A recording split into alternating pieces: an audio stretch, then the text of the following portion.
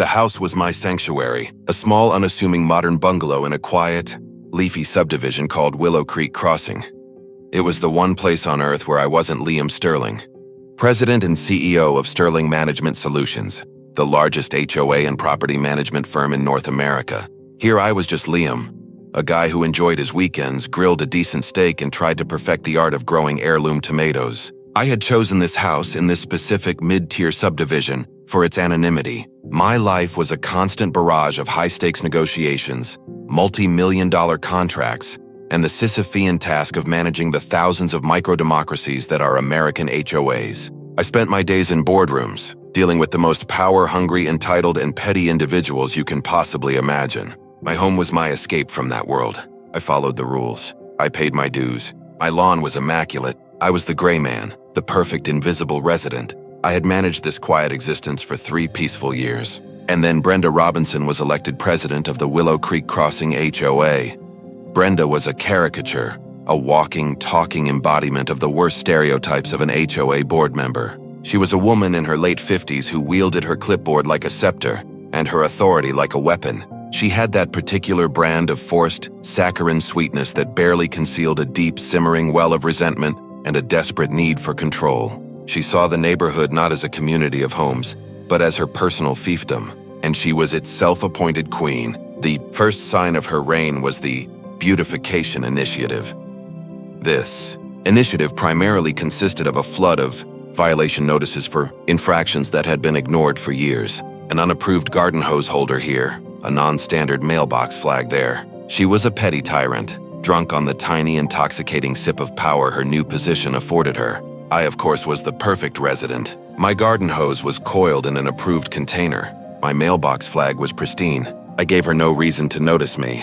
My mistake was thinking that a person like Brenda needs a reason. My hobby, my one true passion outside of the brutal world of corporate management, was astronomy. I had a beautiful state-of-the-art telescope, a Celestron Schmidt Cassegrain that was my pride and joy. On clear nights, I would set it up on the small flagstone patio in my backyard, a space completely enclosed by a 6-foot privacy fence. From there, I could look at the rings of Saturn, the moons of Jupiter, the distant shimmering ghosts of nebulae. It was a meditative, humbling experience that put all my worldly problems into cosmic perspective. One Friday evening, the Texas sky was exceptionally clear. I had my telescope set up, the lens pointed toward the Andromeda Galaxy. I was completely absorbed, lost in the silent, magnificent dance of the cosmos. And that's when I heard it, a shrill, piercing voice from beyond my fence. "Hello? Excuse me? What are you doing back there?" I sighed, pulling my eye away from the eyepiece. I walked to the fence. Peering over the top, her face a mask of suspicion, was Brenda Robinson. She was standing in my neighbor's yard, craning her neck to see into my private space. "Good evening, Brenda," I said, keeping my voice neutral. "Can I help you with something?" "I'll be the one asking the questions," she snapped, her eyes narrowing at my telescope. "What is that device?" "It's a telescope," I said simply. "A telescope?" She repeated, the word sounding alien and sinister in her mouth. "What are you pointing it at?" "A galaxy, about 2.5 million light-years away," I replied, hoping a dose of cosmic scale might calm her down. It did not. "I highly doubt that," she said, her voice dripping with insinuation. "It looks to me like you're pointing that thing at people's houses. At their windows, their bedrooms." I stared at her, genuinely baffled. The level of paranoia was astounding. "Brenda," I said, my patience beginning to fray. "This is a highly specialized astronomical telescope. It's designed to look at objects in deep space. It's physically incapable of focusing on anything closer than about a mile away. I can assure you I am not spying on anyone." "That's what a spy would say," she shot back, her logic impenetrable. "You are in violation of Article 2, Section 4, nuisance activities, and I'm fairly certain you are breaking several privacy laws. I am ordering you to dismantle this surveillance equipment immediately." I took a deep breath.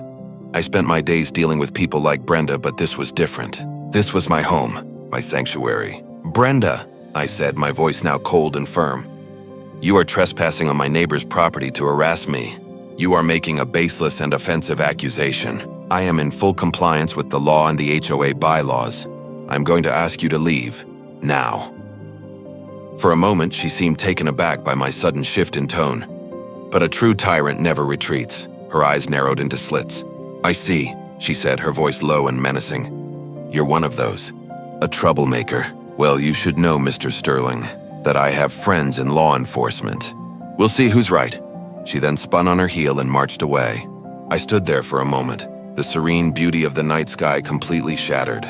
The conversation was so absurd, so profoundly stupid, that I was tempted to just laugh it off. But I knew her type. This wasn't over. This was a challenge to her authority, and she would not let it stand. I had made a critical, though unavoidable, error. She had noticed me. 30 minutes later, as I was packing up my telescope, I saw the flashing red and blue lights reflecting off my living room window. I walked to the front door and opened it to find 2 uniformed police officers on my porch. One was older, with a weary, seen-it-all look on his face. The other was young, barely out of his academy training, with an eager, almost boyish expression. And standing just behind them on the public sidewalk, a triumphant smirk on her face, was Brenda Robinson. "Good evening, sir," the older officer said, his voice a tired monotone. "We've received a complaint from this lady here," he gestured vaguely toward Brenda, "about a possible peeping Tom situation. Something about a high-powered camera pointed at people's windows." I looked past the officers at Brenda, who was practically vibrating with self-righteous glee. She had actually done it. She had called the police on me for looking at the stars. I felt a surge of adrenaline, but I suppressed it. This was a delicate situation. The first rule when dealing with law enforcement is to be calm, respectful, and professional. "Good evening, officers," I said, my voice even. "My name is Liam Sterling. I am the homeowner. I believe there has been a significant misunderstanding. Would you like to come in?" The older officer, whose name tag read Sergeant Miller, nodded.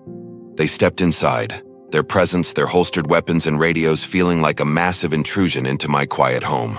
I led them through the house and onto the back patio. My telescope was still there, a beautiful, complex piece of machinery now sitting under the harsh glare of a police flashlight. "That's the device, officers!"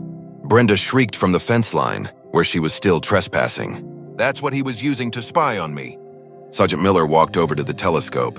He looked at it, then at the sky, then back at me. He had the weary resignation of a man who had seen this exact kind of neighborhood drama 1,000 times before. "Sir," he said, "the complainant alleges you were using this to look into her windows." "With all due respect, Sergeant," I replied, "that's impossible. This is a Schmidt-Cassegrain telescope. Its focal length is designed for observing celestial objects. It literally cannot focus on a terrestrial object as close as a neighbor's house. It would just be a blur." The younger officer, who had been looking at the telescope with a kind of nerdy fascination, spoke up. "He's right, Sarge. This is a serious piece of kit. That's a 12-inch aperture. You could see the Cassini division in Saturn's rings with this. You couldn't spy on someone unless they were on the moon." Sergeant Miller shot his partner a look that was part annoyance, part gratitude. He then turned to me. "I understand, sir. But you have to understand we have to investigate the complaint." I nodded. "Of course. I have nothing to hide. You are welcome to look through it yourself if you'd like." I gestured to the eyepiece. Sergeant Miller hesitated for a moment, then leaned in. I adjusted the focus. "You're looking at the Andromeda Galaxy," I said quietly. He was silent for a full 10 seconds. When he stood up, the weary look on his face had been replaced by a flicker of something else. Awe. "Wow," he whispered. He then turned and walked back toward the fence, his professionalism snapping back into place. "Ma'am," he called out to Brenda, "there is no evidence of any wrongdoing here. This is a legitimate astronomical telescope, and the homeowner is using it for its intended purpose. We're done here." Brenda's face contorted with rage. "What, you're taking his side? He's a pervert. He's a menace to this community. I am the president of the Homeowners Association, and I demand you arrest him." Sergeant Miller's patience, which had been stretched thin, finally snapped. "Ma'am, you have made a false police report. That is a crime. You are also currently trespassing. I am ordering you to return to your property and to cease harassing this man immediately. If we have to come back here tonight, it will be you we are taking downtown. Do you understand me?" Brenda stared at him, her mouth opening and closing like a fish. She was completely dumbfounded. Her ultimate weapon, her friends in law enforcement, had turned on her. She shot me a look of pure, unadulterated hatred, then stormed off without another word. The officers apologized for the intrusion. I thanked them for their professionalism and they left. The quiet returned. But the sanctuary had been breached. This was an escalation I could not ignore. Brenda Robinson had not just made a false accusation. She had used the police as a weapon of personal intimidation. She had crossed a line, a very bright, very clear line. And in doing so, she had changed the rules of the game. Up until now, I had been Liam, the quiet homeowner. But now she has forced my hand. She was about to meet Liam Sterling, the man who runs more HOAs than she has had hot dinners. She thought she was the queen of her little suburban kingdom. She had no idea she had just declared war on the entire empire. My company, Sterling Management Solutions, is a behemoth. We manage over 10,000 homeowners associations across all 50 states. We are the largest player in a very fragmented industry. We handle everything from fee collection and accounting to vendor management and legal compliance. We don't set the rules, that's the board's job, but we are the engine that makes the whole system run. We are, for all intents and purposes, the power behind the throne. The irony that I, the king of HOA management, was now being harassed by a rogue president of a tiny self-managed association was not lost on me. It was like a 4-star general being written up by a mall cop for loitering. But this mall cop had access to my home, my peace of mind, and that was a problem that needed to be solved, not with anger, but with overwhelming systemic force. The first thing I did the next morning was to put a call into my company's legal department. I spoke to our chief counsel, a brilliant, ruthless lawyer named Marcus Thorne. Marcus had been with me for 15 years. He was a shark, and the murky waters of HOA law were his personal hunting ground. I laid out the entire situation for him, the telescope, the harassment, the false police report. He listened patiently. When I was done, there was a pause. "Liam," he said, his voice a low growl, "do you want me to handle this the easy way or the fun way?" "Let's start with the easy way," I said, "and have the fun way ready to go as a backup."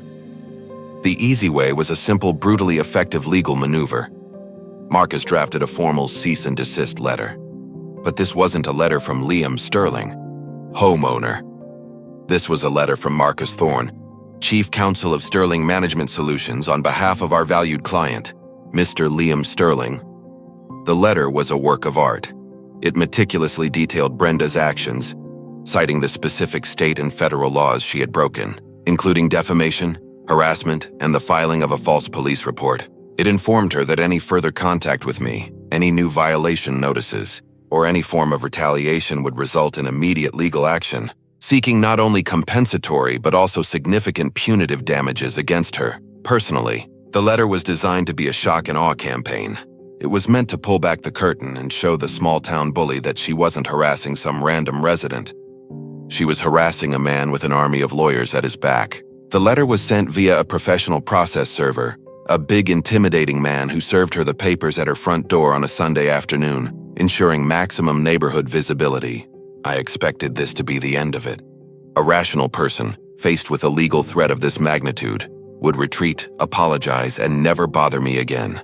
But Brenda Robinson was not a rational person. She was a zealot. And zealots don't retreat, they double down. 2 days later, I received a new violation notice. It was taped to my front door. It wasn't for the telescope. She was smarter than that. This one was for my lawn.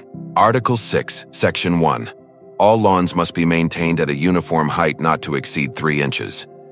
The notice included a photograph of my lawn, with a ruler stuck in the grass, showing a blade of St. Augustine that was, apparently 3¼ inches high. The fine was $50. It was a declaration. It was her telling me that my fancy lawyers didn't scare her. It was a message that she was the law in Willow Creek Crossing, and she would not be intimidated. She had just handed me the justification I needed to move on to the fun way. I called Marcus.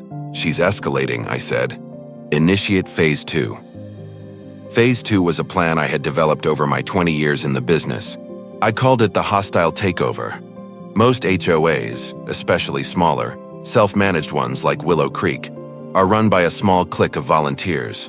They have their own friendly lawyer, their own pet landscaping company, their own little ecosystem of power. A hostile takeover is designed to shatter that ecosystem. It's a campaign to legally, ethically, and systematically dismantle the existing power structure and replace it with a new one. And the first step in any hostile takeover is to acquire a controlling interest. The bylaws of the Willow Creek Crossing HOA, like most, contained a clause about proxies. Any homeowner who was unable to attend a meeting could assign their vote to another homeowner via a signed proxy form. The proxy was a transferable instrument of power, and I was about to start collecting them, but I couldn't be the one to do it. If I, the man at the center of the conflict, started going door to door, it would look like a personal vendetta. I needed a neutral, respected third party. I needed a hero, and I knew exactly who it was. I had done my research. The HOA's treasurer was a man named George Miller, a retired high school math teacher who had lived in the neighborhood for 40 years. He was universally loved and respected. He was the one who organized the annual holiday toy drive. He was the one who helped his elderly neighbors with their yard work. And according to the board meeting minutes I had managed to acquire through a public records request, he had repeatedly clashed with Brenda over her aggressive enforcement tactics and her reckless spending. He was the leader of the silent opposition, a good man who lacked the political muscle to challenge the new president. He was about to get all the muscle he could ever want. I scheduled a meeting with George at a coffee shop in the next town over. I laid out my case. I told him my story, but more importantly, I showed him my professional analysis of the HOA's finances. As a former CEO, I can read a budget like a novel. I showed him how Brenda, in just 3 months, had increased spending on administrative supplies by 300%. I showed him the new, wildly overpriced contract she had signed with a new landscaping company without putting it to a bid. I showed him that the HOA was on track to have a massive budget deficit by the end of the year, a deficit that would inevitably lead to a huge special assessment for every homeowner. George was a numbers man. He was horrified. "I knew she was a bully," he said, his face grim. "I didn't know she was a crook." That's when I made my pitch. "George," I said, "I want to help you take our neighborhood back. I have the resources, the legal expertise, and the strategic plan, but I need a leader. I need a face for this movement that everyone trusts. I need you." I explained the proxy strategy. I told him I would fund the entire campaign. I would provide the professional marketing materials, the legal support, everything. All he had to do was be the one to knock on the doors, to be the trusted neighbor asking for support. He was hesitant at first. He was a teacher, not a politician. But when I explained that Brenda's financial mismanagement was going to cost every family in the neighborhood thousands of dollars, his sense of duty kicked in. He agreed. The campaign we launched was a masterclass in grassroots political organization. My marketing department at Sterling Management Solutions, working discreetly as a pro bono project, designed a beautiful, professional-looking packet of materials. It had a simple, powerful slogan: "Take back our creek." The packet included a letter from George, explaining his concerns about the financial mismanagement and the loss of community harmony. It included a simple, easy-to-read infographic that showed the insane spike in spending under Brenda's leadership, and it included a pre-filled proxy form, along with a stamped, addressed envelope to a P.O. box I had set up. We didn't ask people to come to a meeting. We didn't ask them to join a committee. We made it as easy as possible. Just sign the form and put it in the mail. For the next 2 weeks, George, along with a small team of other longtime residents he had recruited, went door to door. They didn't argue. They didn't gossip about the telescope incident. They just presented the facts, the numbers, and a simple positive vision for a return to common sense. The response was a quiet, slow-building avalanche. The proxy forms started to trickle into the P.O. box, then pour in. People were fed up. They were tired of the fines, the intimidation, the constant feeling of walking on eggshells in their own homes. They were ready for a change. The annual HOA meeting was scheduled for the first Tuesday in November. It was usually a sleepy affair, attended by maybe 20 people. This year, it was going to be different. Brenda, blissfully unaware of the storm that was gathering, had continued her reign of terror. My lawn had been fined 3 more times. I had received a violation for a small crack in my driveway pavement. I had ignored them all, my file of her procedural violations growing thicker by the day. She had no idea that her power was an illusion, that the votes she thought she controlled were now sitting in a neat stack of proxy forms in my home office. A week before the meeting, I counted the proxies. We had 112. In a community of 200 homes, that was more than just a majority. It was a supermajority. It was absolute power. The hostile takeover was complete. We owned the company. Now it was time to fire the management. The night of the annual meeting, the community clubhouse was packed. Word had spread that something big was going to happen, and the turnout was unprecedented. Nearly every household was represented. The air was thick with a nervous, electric energy. Brenda Robinson sat at the head table, beaming. She mistook the large crowd for a sign of her own importance, a testament to her successful engagement of the community. She had no idea she was presiding over her own execution. She opened the meeting with a self-congratulatory speech, a 15-minute monologue about all the improvements she had made. She talked about the beautification of the new green space, the streamlining of the violation process, and the importance of protecting our property values through vigorous enforcement. It was a masterwork of delusional self-aggrandizement. The crowd listened in a stony, unnerving silence. Then came the part of the agenda for new business. This was our moment. George Miller stood up. He was a tall gentleman, and his presence commanded a quiet respect. "Madam President," he said, his voice calm and steady. "Before we proceed to the board elections, I would like to make a motion." Brenda looked at him, a flicker of annoyance in her eyes. "What is it, George?" she asked, her tone condescending. "I move," George said, his voice ringing with a newfound authority, "for a vote of no confidence in the current president, and for her immediate removal from the board, effective immediately." A collective gasp went through the room. Brenda's face, which had been a mask of smug satisfaction, turned a blotchy, furious red. "That's out of order," she sputtered. You can't. That's not on the agenda." According to the bylaws, George continued, holding up a copy of the CC&Rs, "a motion for the removal of a board member can be made at any general meeting, provided it is supported by a majority vote of the homeowners. We would like to call for that vote now." Brenda looked around the room, her eyes wide with panic, searching for support. But she found only a sea of cold, determined faces. She was cornered. "Fine," she shrieked, her voice cracking. "Call the vote. I know this community supports me." She was about to learn a very hard lesson about what her community actually thought of her. The HOA secretary, a nervous-looking woman who was clearly terrified of Brenda, began the process of calling the roll for the vote. This was where our plan would either succeed or fail. As each homeowner's name was called, they had the option to vote yay, nay, or abstain. The first name was a family who I knew was one of Brenda's few allies. "Nay," the husband called out firmly. The second was another ally. "Nay?" Brenda's smirk began to return. She thought this little rebellion was about to be crushed. The third name was George Miller. "Yay," he said, his voice booming. Then the secretary called my name. "Mr. Liam Sterling," she said. I stood up. "As the designated proxy holder for the 112 homeowners on this list," I announced, holding up a thick, organized binder with the signed proxy forms. "I cast 112 votes of yay." The room erupted. The sound was a mixture of stunned silence, shocked whispers, and a smattering of applause. Brenda's face went from red to a ghostly, bloodless white. She stared at me, her mouth agape, her mind clearly unable to process what was happening. She had been so focused on her personal feud with me that she had never even considered that I could, or would, mobilize the entire community against her. The secretary, looking utterly bewildered, took the binder from me and, as was required by the rules, began to verify the proxies. It took her almost 20 minutes. The room waited in a tense, buzzing silence. Finally, she looked up, her face pale. "The proxies are all valid," she whispered into the microphone. She then cleared her throat.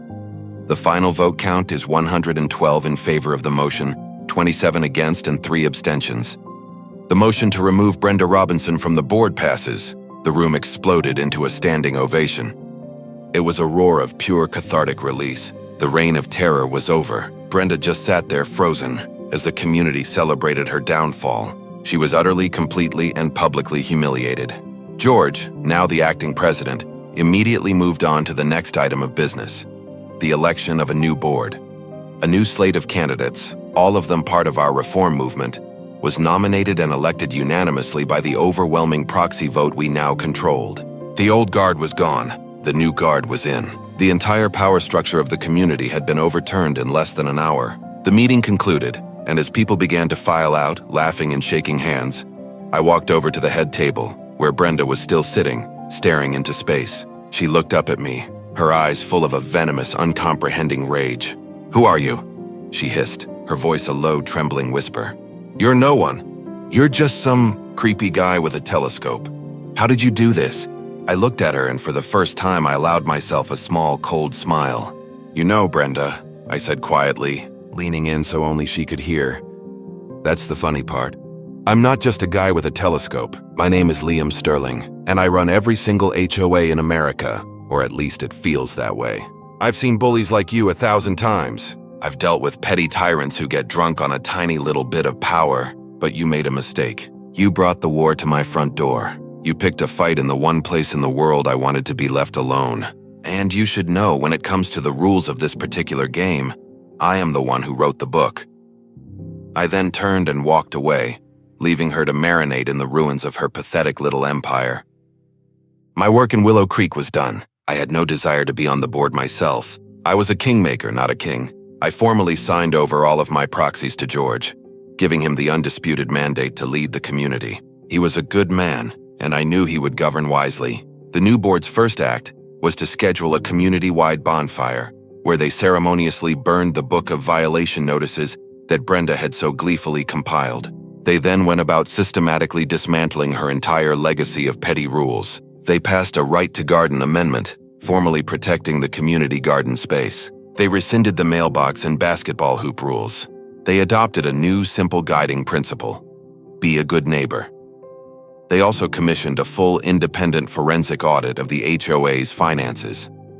The audit uncovered the extent of Brenda's mismanagement and her corrupt contract with the landscaping company, which was, of course, owned by her cousin. The new board terminated the contract and announced they would be pursuing legal action to recoup the funds. My personal victory was a quiet one.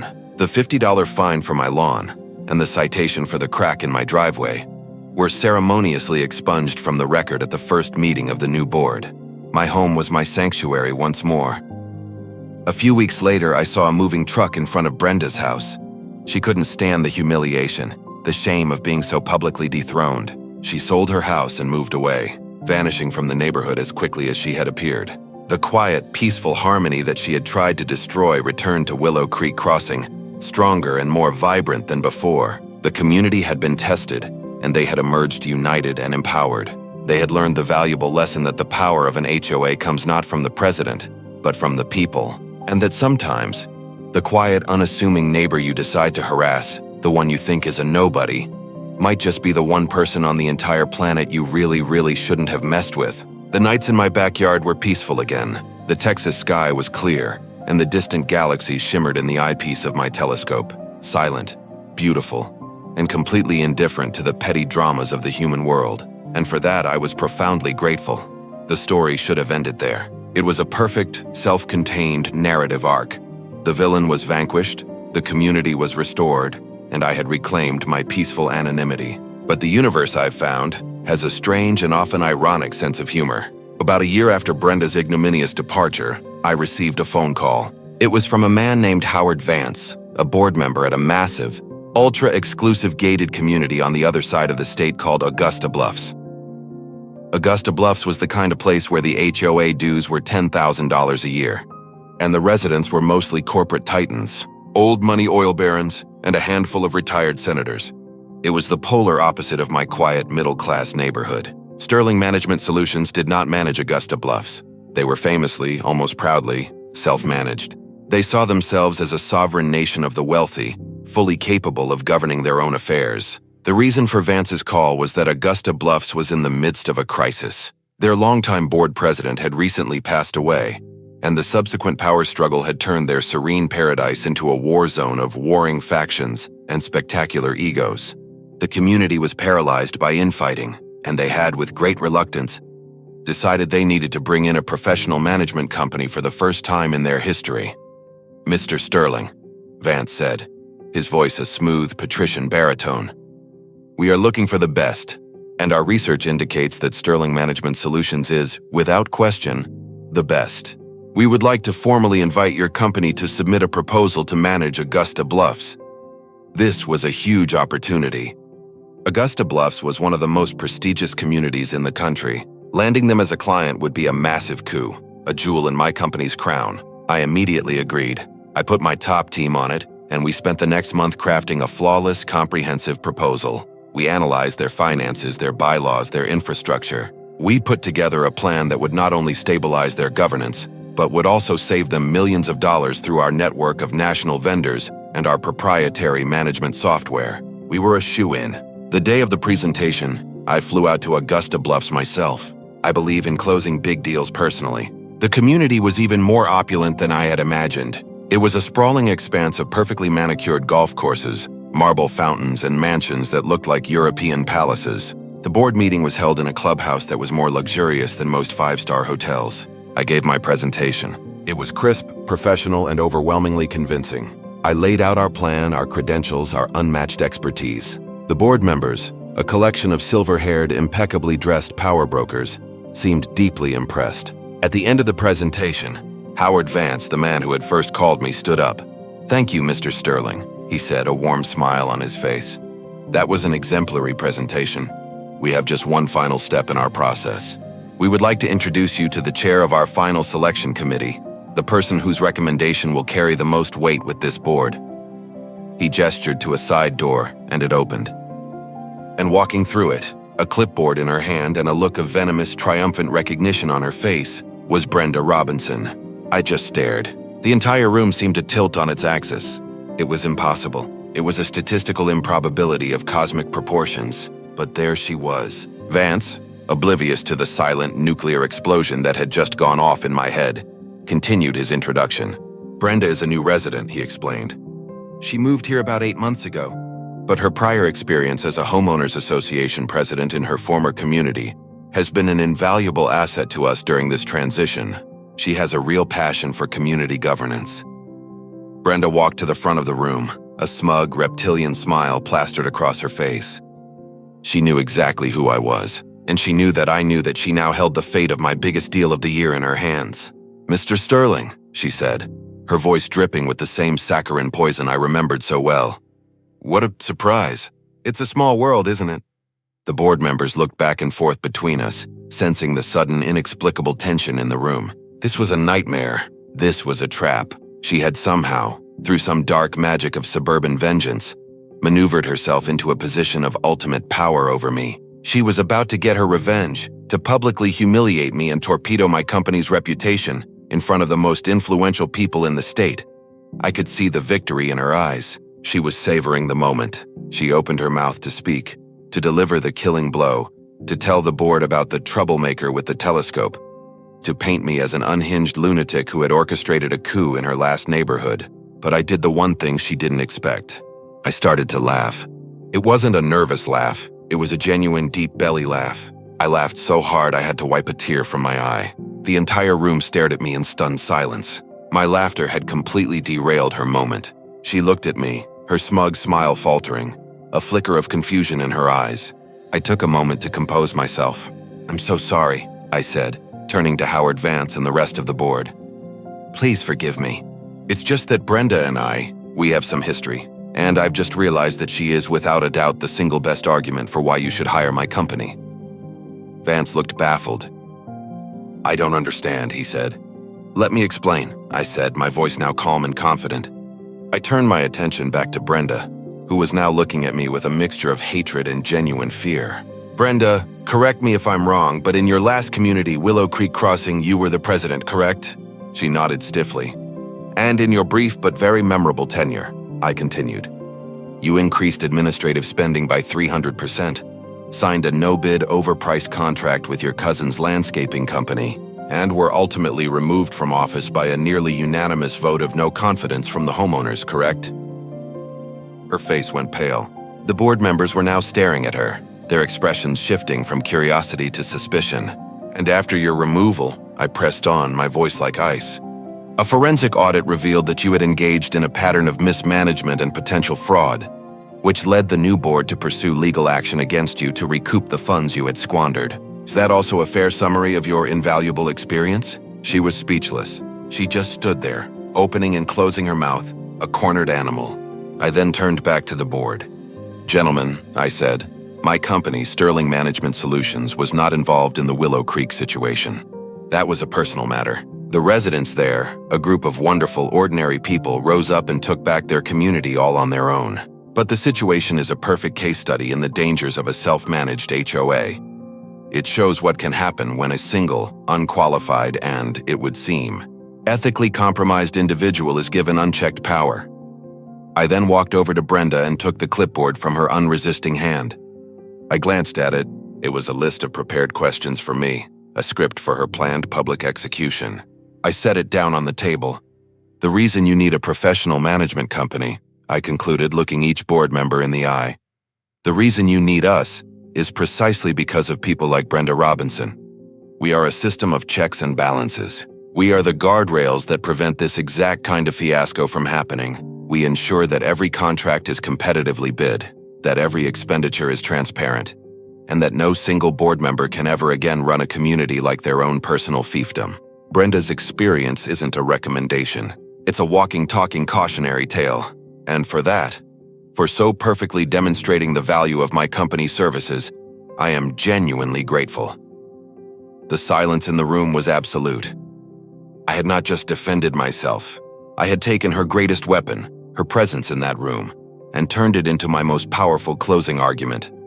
I had used her as the living embodiment of the very problem my company was designed to solve. Howard Vance stared at Brenda for a long, hard moment, his face a mask of cold fury. He had been playing. She had lied to them, misrepresented her past, and infiltrated their ranks. He then turned to me and a slow smile spread across his face. "Mr. Sterling," he said, extending his hand. "Welcome to Augusta Bluffs. I believe you're exactly what we need. We got the contract." It was the biggest residential management contract in my company's history, and it was handed to me on a silver platter by the one person on earth who wanted to destroy me. The revenge was so perfect, so poetically, beautifully ironic, that I almost felt a strange sense of pity for her. Almost. Brenda Robinson, I later learned, was asked to resign from all her committee positions at Augusta Bluffs that very afternoon. Her brief second act as a suburban power broker was over. She had tried to get revenge, but all she had managed to do was to once again prove that she was, and always would be, her own worst enemy. And I was left with the inescapable conclusion that sometimes, the best way to defeat your enemies is to simply let them be themselves and then get the hell out of their way. The Augusta Bluffs contract was a turning point for my company, catapulting us into a new stratosphere of the luxury market. It was a massive, complex, and incredibly lucrative undertaking. The transition from their chaotic self-management to our streamlined professional system was a Herculean task that consumed the next 6 months of my professional life. I was flying out to the Bluffs almost weekly, overseeing the implementation of our software, renegotiating their bloated vendor contracts, and mediating the endless, petty disputes between the old money factions on their new, professionally guided board. It was exhausting, high-stakes work, and I barely had time to think about my own quiet life back in Willow Creek. My little bungalow became less of a sanctuary and more of a pit stop, a place to do laundry and repack my suitcase. The irony was thick. In my quest to protect my anonymity, I had inadvertently triggered a chain of events that had made me more public and more powerful than ever.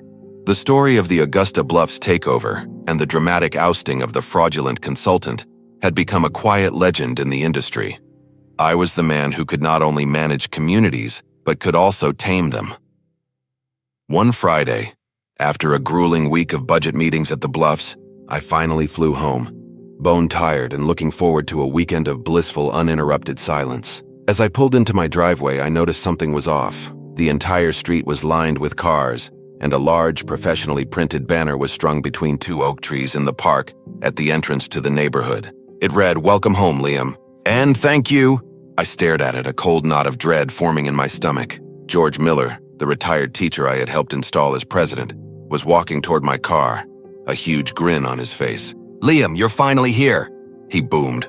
"We were hoping you'd make it back tonight." People started to emerge from their houses. Neighbors were carrying covered dishes and coolers. Someone was setting up a barbecue pit in the park. It was a surprise party for me. My quiet, anonymous sanctuary was now the epicenter of a neighborhood-wide celebration in my honor. This was, in its own way, a deeper and more terrifying kind of nightmare than anything Brenda Robinson could have ever conjured. George clapped me on the back. "The community wanted to do something to thank you," he explained, his eyes shining with genuine gratitude. "Not just for what you did to get rid of Brenda, but for everything. The Augusta Bluffs contract. The story was in the Business Journal. We all saw it. You're a big shot, Liam. And you're our big shot." I was swept into a vortex of suburban goodwill. People were shaking my hand, patting me on the back, handing me plates of potato salad. The kids from down the street had made me a wobbly crayon-drawn sign that said, "Our hero." It was all incredibly sweet, deeply sincere, and it filled me with a profound sense of social anxiety. I was a boardroom operator, a man who moved pieces on a national chessboard. I was not equipped for this level of genuine, unscripted human affection. As I was trying to gracefully balance a paper plate and a can of beer, a woman I vaguely recognized from the community garden approached me. "We were all so proud when we read that article," she said. "To think that woman tried to get her claws into another community, and you were there to stop her. It's like you're some kind of HOA superhero." That's when the second, more horrifying realization began to dawn. The story of my victory over Brenda at Augusta Bluffs had been misinterpreted. They saw it not as a bizarre, cosmic coincidence, but as a deliberate act of heroic intervention. They thought I had intentionally followed her there to protect another unsuspecting community from her reign of terror. They had transformed my accidental ironic victory into a noble crusade. I had become a legend, a mythical figure in the lore of the neighborhood. I was the gray man who was secretly a caped crusader, the quiet astronomer who was also a corporate avenger. Later that evening, George stood on a picnic table and made a speech. He told the whole story, the saga of the telescope, the proxies, the hostile takeover. He told it with relish, painting me as a master strategist, a reluctant hero who had risen up to save them all. And when that same evil tried to take root in another town, he concluded, his voice ringing with theatrical fervor, Liam was there. He followed the darkness and he cast it out. The crowd erupted in cheers. They were cheering for a man who didn't exist. They were cheering for a version of me that had been created in the fertile soil of their own gratitude. The party eventually wound down, and I was finally able to retreat into the sanctity of my home. I sat in my quiet living room, the faint smell of barbecue smoke still lingering in the air, and I felt a strange sense of dislocation. I had fought so hard to protect this house as a symbol of my private life, my escape from the world of Liam Sterling, CO. But the war had followed me home, and in its aftermath, the two worlds had irrevocably merged. I was no longer anonymous. I was the neighborhood hero, a role I was completely unqualified for and deeply uncomfortable with. The next morning, the real consequences of my newfound fame began. I got a knock on my door. It was a man from the next subdivision over. "Mr. Sterling?" he asked, his eyes hopeful. "I heard you're the guy who can help with HOA problems. You see, our board president is a real piece of work." He then launched into a long, sordid tale of mailbox tyranny and landscaping corruption. He was asking for my help. He was asking me to be the hero of his story, too. That was the first. It was not the last. My address, my identity, was now public knowledge among the disgruntled homeowners of the entire county. My quiet little bungalow became a destination, a pilgrimage site for the oppressed. People would leave desperate, rambling letters in my mailbox. They would stop me when I tried to get my morning paper. They would corner me in the grocery store. Each of them had their own Brenda Robinson, their own story of petty tyranny and bureaucratic abuse. And they all looked at me with the same desperate, hopeful eyes. They all wanted me to be their savior. My sanctuary had become my office. My quiet street had become my waiting room. The very peace I had fought so hard to reclaim had been destroyed by the notoriety of the victory itself. This was the final, most exquisite irony. Brenda Robinson, in her defeat, had managed to give me a punishment more pervasive and more inescapable than any fine or false police report. She had taken away my anonymity. She had turned me into a symbol, and a symbol can never truly be left alone. I realized I had a choice. I could sell the house, move away, and try to find another anonymous corner of the world to hide in. Or I could accept the new reality. I could accept the role that had been thrust upon me. I was Liam Sterling, president and CEO of the largest HOA management firm in North America. My life's work was, ostensibly, to bring order and professionalism to a deeply flawed system. For 20 years, I had done that from the top down, from the corporate level. But the experience in my own backyard, and the subsequent flood of pleas for help, had shown me the view from the bottom up. It reminded me of the real human cost of a system that is so often hijacked by the petty and the power-hungry. It reminded me that for every 1,000 HOAs we managed professionally, there were 10,000 more that were being run into the ground by people like Brenda. So I made a decision. I wouldn't run, but I wouldn't hide either. I would use the power and resources I had, the very things I had tried to keep separate from my home life, and I would use them to help. I established a new pro bono division within my company, the Sterling Community Advocacy Group. Its mission was simple: to provide free legal advice and strategic consulting to homeowners and reform-minded residents who were fighting against corrupt or tyrannical HOA boards. We set up a hotline and a website. We staffed it with our best lawyers and our most experienced managers. The first case file we opened was for the man who had knocked on my door. We helped him organize his neighbors. We found the fraud in his HOA's budget, and we helped him oust his own resident tyrant. And then we did it again for another community. And another. It was the most meaningful work I had ever done. My house in Willow Creek Crossing was no longer my sanctuary from the world. It has become my connection to it. It was my command center, my inspiration, the place where the line between Liam the CEO and Liam the quiet homeowner had finally, irrevocably, blurred. And I realized that true peace doesn't come from hiding from the world. It comes from making the world, or at least your small corner of it, a better, fairer, and more just place to live. Brenda had tried to take my home. Instead, she had given me a mission. And for that, in the strangest, most unexpected way possible, I suppose I should be grateful. The Sterling Community Advocacy Group grew faster than I ever could have imagined. It became a national phenomenon. We were featured on news programs and in magazine articles. The stories of ordinary homeowners successfully fighting back against corruption, armed with our pro bono legal and strategic support, resonated with millions of people. My company's reputation, already the gold standard in the industry, was elevated to a new level. We weren't just managers anymore. We were reformers. The group became a powerful engine for positive change, forcing a new level of accountability on thousands of poorly managed HOAs across the country. And the irony, of course, was that it was also the most brilliant marketing strategy I had ever stumbled upon. For every community we helped for free, 10 others would see our work and hire Sterling Management Solutions to take over their management permanently. Our business exploded. Our profits soared. My personal wealth grew to levels that were honestly a little embarrassing. I had set out to give away my expertise for free, and in doing so, had inadvertently created the most powerful growth engine in my company's history. It was a perfect karmic loop. Doing good, it turned out, was very, very good for business. My life became a strange duality. By day, I was the CEO of a corporate empire, a titan of the industry. But on evenings and weekends, I was still just Liam, the quiet guy in the bungalow in Willow Creek. I never moved. I loved the house, the neighborhood, the community we had all fought to save. My fame, once a source of anxiety, had mellowed into a comfortable, familiar part of my life. People still stopped me to ask for advice, but it was no longer a desperate plea. It was a conversation between equals, a shared mission. I would sit on my porch, the same porch where the police had once stood, and I would talk to residents from other neighborhoods, sketching out strategies on a legal pad, helping them find the weaknesses in their own tyrant's armor. My home has become a revolutionary salon, and in a strange way, I had come to love it. The final perfect circular piece of this story fell into place about 2 years after the founding of the advocacy group. I received a call from Howard Vance, the board member from Augusta Bluffs. After our successful transition, he had become a good friend and a valuable client. "Liam," he said, his voice grave, "we have a problem. A rather delicate and, I believe, familiar problem." He told me that Brenda Robinson had resurfaced. After being forced out of Augusta Bluffs, she had apparently moved to a third community, a mid-sized middle-class subdivision on the coast, a place very much like Willow Creek.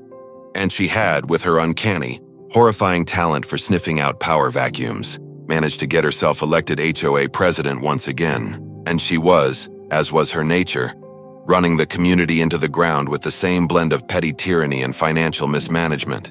"The residents there are at their wits' end," Howard explained. "They've heard about your advocacy group.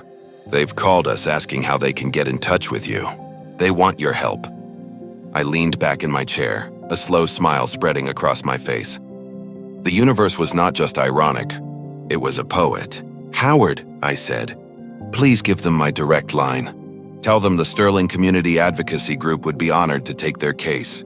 Tell them we have a particular expertise in dealing with this specific kind of problem." We took them on. We armed the residents of Brenda's new community with all the tools we had perfected. We helped them analyze their financials. We helped them organize a proxy campaign. We helped them build an airtight case. And 3 months later, for the second time in her ignominious career, Brenda Robinson was unceremoniously removed from power by a landslide vote of no confidence from the very people she had tried to rule. This time, however, there were legal consequences for her financial misdeeds. The new board, armed with our forensic audit, pursued criminal charges, and this time there was no escape. She was convicted of embezzlement. It wasn't a federal case, so there was no prison time. But she was sentenced to a long period of probation, a hefty fine, and most beautifully of all, she was legally barred for life from ever serving on the board of any homeowners association in the state ever again. Her reign of terror was finally and legally over. I had not been there in person. I had not been the face of the revolution. I had simply been the architect, the quiet strategist behind the curtain, a role I was far more comfortable with. I had given a community the weapons they needed to fight their own battle, and that I realized was the true purpose of my power. Not to be the hero, but to help other people become the heroes of their own stories. The cycle was complete. The original injustice, the absurd confrontation over a telescope in my backyard, had not just been rectified. It had been redeemed. It had given birth to a movement that had helped thousands of people, and it had, in the end, brought a final, definitive, and inescapable justice to the woman who had started it all. And my house, my quiet, unassuming bungalow, was no longer a sanctuary, an escape from the world. It was the center of it. It was home.